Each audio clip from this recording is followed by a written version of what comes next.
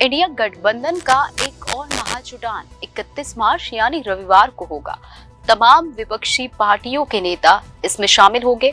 उससे एक दिन पहले कांग्रेस के महासचिव जयराम रमेश ने पूरे कार्यक्रम के बारे में बताया है। उन्होंने कहा कि विपक्षी गठबंधन इंडिया की रैली किसी भी व्यक्ति की नहीं, बल्कि संविधान की रक्षा करने के लिए है। 31 मार्च यानी कल रविवार को इंडिया गठबंधन ने महारैली बुलाई है। ये रैली दिल्ली के ऐतिहासिक रामलीला मैदान में होने जा रही है। इसमें विपक्षी पार्टियों के शीर्ष नेता शामिल होंगे। एक दिन पहले कांग्रेस महासचिव जयराम रमेश से इस रैली को लेकर सवाल पूछे गए। जयराम रमेश ने कहा कि रामलीला मैदान में आयोजित होने वाली विपक्षी गठबंधन Indian national development inclusive alliance यानी इंडिया की लोकतंत्र बचाओ रैली का उद्देश्य किसी व्यक्ति की रक्षा करना नहीं, बल्कि संविधान और लोकतंत्र को बचाना है। कांग्रेस ने कहा कि रविवार को आयोजित होने वाली रैली से पीएम मोदी को एक कड़ा संदेश दिया जाएगा कि भारतीय जनता पार्टी के नेतृत्व वाली सरकार का समय पूरा हो गया है। रैली की जानकारी देते हुए जयराम रमेश ने कहा कि पार्टी प्रमुख मल्लिकार्जुन खड़गे और कांग्रेस के पूर्व अध्यक्ष राहुल गांधी सहित अन्य वरिष्ठ नेता रैली को संबोधित करेंगे। यह कोई व्यक्ति विशेष की रैली नहीं है, इसलिए इसे लोकतंत्र बचाओ रैली कहा जा रहा है। ये किसी एक पार्टी की रैली नहीं है, इसमें करीब 27 से 28 पार्टियां शामिल हैं। इंडिया गठबंधन के सभी घटक इस रैली में हिस्सा लेंगे। रमेश की यह टिप्पणी इस दृष्टि से महत्वपूर्ण है कि आम आदमी पार्टी यानी आप के नेता इस रैली को प्रवर्तन निदेशालय की ओर से दिल्ली के मुख्यमंत्री अरविंद केजरीवाल को गिरफ्तार किए जाने के विरोध में आयोजित रैली के रूप में पेश कर रहे हैं।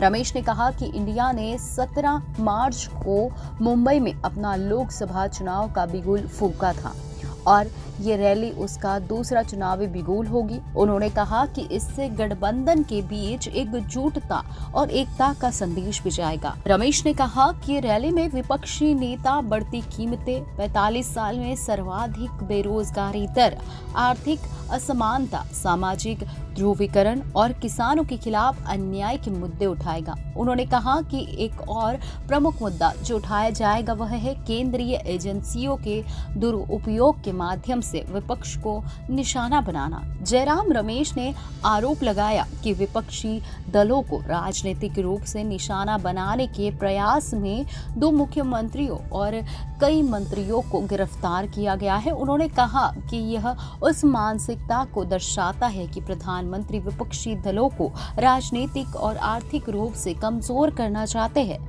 पूर्व केंद्रीय मंत्री रमेश ने कहा कि चुनावी बॉन्ड के माध्यम से जबरन वसूली और कांग्रेस को कर आतंकवाद यानी टैक्स टेररिज्म से निशाना बनाए जाने के मुद्दे भी रैली में उठाए जाएंगे।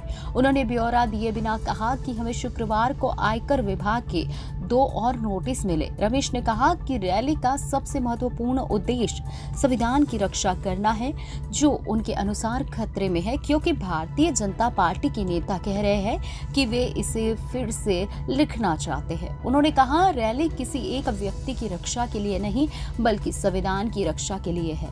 रमेश ने कहा कि झारखंड के मुख्यमंत्री चंपई सोरेन, रांकापा यानी एसपी प्रमुख शरद पवार, राष्ट्रीय जनता दल यानी राजद नेता तेजस्वी यादव, मार्क्सवादी कम्युनिस्ट पार्टी यानी माकपा के महासचिव सीताराम येचुरी, भारतीय कम्युनिस्ट पार्टी यानी भाकपा के महासचिव डी राजा, नेशनल कॉन्फ्रेंस नेता Farooq Abdullah, People's Democratic Party यानी पीडीपी के प्रमुख महबूबा मुफ्ती, समाजवादी पार्टी प्रमुख अखिलेश यादव, द्रविड़ मुन्नेत्र कशगम यानी द्रमुक के तुरुचि शिवा, तृणमूल कांग्रेस यानी टीएमसी के डेरेक ओब्रायन समेत अन्य लोग रैली में हिस्सा लेंगे। दिल्ली कांग्रेस प्रमुख अरविंद सिंह लवली और कांग्रेस के दिल्ली प्रभारी दीपक बाबरिया ने कहा कि लोकतंत्र पर खतरों के विरोध में एक विशाल रैली आयोजित की जाएगी।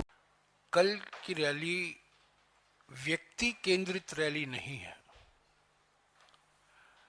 कल इसीलिए नाम रखा गया है लोकतंत्र बचाओ रैली। मुद्दा है लोकतंत्र को बचाना, मुद्दा है संविधान को बचाना। व्यक्ति केंद्रित रैली नहीं है। दूसरी बात मैं कहूं ये किसी एक पार्टी की रैली नहीं है। कुछ 28 पार्टियां इसमें शामिल हैं। सारे इंडिया गठबंधन, इंडिया जनबंधन, मैं बार बार कह रहा हूं ये गठबंधन नहीं है, ये जनबंधन है। इंडिया जनबंधन के सारे पार्टियां इसमें शामिल है। तृणमूल कांग्रेस भी शामिल है। हालांकि हमारा सीट शेयरिंग फॉर्मूला नहीं हो पाया पश्चिम बंगाल में, फिर भी कल तृणमूल कांग्रेस के वरिष्ठ नेता मौजूद होंगे।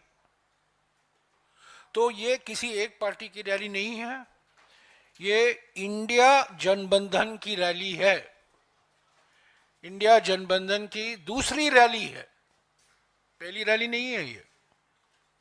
आपको याद होगा मुंबई की शिवाजी पार्क में भारत जोड़ो न्याय यात्रा की समाप्ति के बाद 17 मार्च को इंडिया जनबंधन की एक बहुत बड़ी रैली हुई थी शिवाजी पार्क में, और सभी नेता, मुख्यमंत्री, पार्टी के अध्यक्ष, सभी लोग वहां मौजूद थे। और वहां शंखनाद वहां से शुरू हुआ, और आज कल दूसरा शंखनाद होगा रामलीला मैदान से। मुद्दे क्या हैं? सबसे बड़ा मुद्दा, पहला मुद्दा यह है महंगाई, बढ़ती हुई महंगाई। पिछले 45 सालों में सबसे ऊंचा बेरोजगारी का दर, और खास तौर से युवा बेरोजगारी का दर, बढ़ती हुई आर्थिक विषमताएं आप देख रहे हैं। अमीर सुपर अमीर बन रहे हैं और गरीब और मध्य वर्ग वहीं के वहीं है। विकास का फायदा कुछ ही लोगों को मिल रहा है, पर विकास की कीमत करोड़ों लोगों को चुकानी पड़ रही है। तो बढ़ती हुई आर्थिक विषमताएं,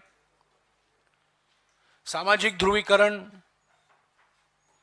ये पहला मुद्दा है जिस पर कल हमारे नेता बोलेंगे।